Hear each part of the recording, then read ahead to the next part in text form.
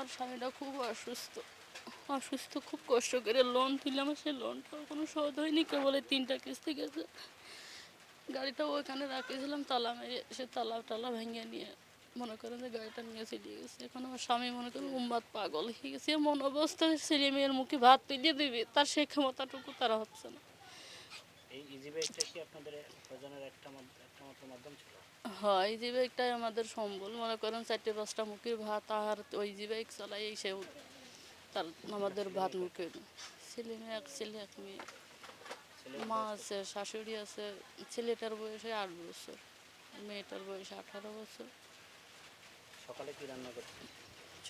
সকালে বলতে 3-4 দিন যাবত মনে করেন রান্না বাড়া খাওয়াটা হয়তো নেই। আমার হাড়িতে চাল নেই যে আমি 100 চাল রেঁধে দিয়ে ছেলে মেয়ের মুখে দেবো, আমার শেষ হাত দরদার তো হতো নেই। এই গাড়িটা কিনেছিলেন কি? তার গাড়িটা কিনেছিলাম হচ্ছে লোন তুলে কিনেছিলাম। আর একজনের মাধ্যমে আমার এক ছেলে কিনে দিয়েছিল, তার লোন মানে তার টাকাটা পরিশোধ করতে পারিনি। লোনটাও তুলে তা কিছু দিয়েছি আর কিছু যদি খরচ করেছিলাম। এখন সে লোনটা মনে করেন 3টে কিস্তি কেবল গেছে। আমি 1 বছরে কীভাবে এখন এই লোনটা আমি তো আনবো বা ছেলে মেয়ের খাতে দেবো বা তার চিকিৎসা করবো, তার মাজার হাড় খাওয়ার সমস্যা, সে কাজই মাঠের কাজ করতেই পারে না। একটুখানি হাইটে যেতে গেলেও তার মনে কষ্ট হয়। গাড়িটা খুব কষ্ট করে কিনেছিলাম।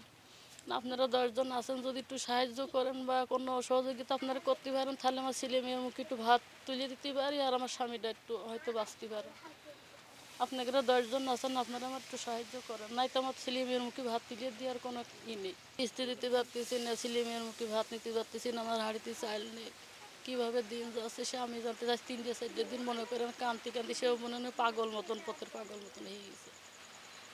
আজ ভোরবেলা যেও যে জায়গায় গাড়ি রাখা হয় ওই জায়গায় যাই এসে ইট বালি খুব কষ্ট করে দিয়েছিল, ওখানে যাই মনে করেন গোড় আসছে আর কাঁদতেছে যে আমি যে কষ্ট করে আমি বালি টালি দিয়ে আমি পথ বাঁধিয়েছি। আর এভাবে এসে বালির টাকাও এখনো দিইনি। বালির টাকা দিইনি, মনে করেন যে 1 গাদি টাকা ওই গাড়ির পিছনে খরচ করা হয়েছে। আর মেন সম্পত্তি আমার ওই গাড়িটুক ছাড়া যে আমার 5 কাঠা জমি আছে যে আমি বেঁচে কিনে আবার তার একটা গতি করে দেবো, সে সাধ্যটা তো আমাদের নেই।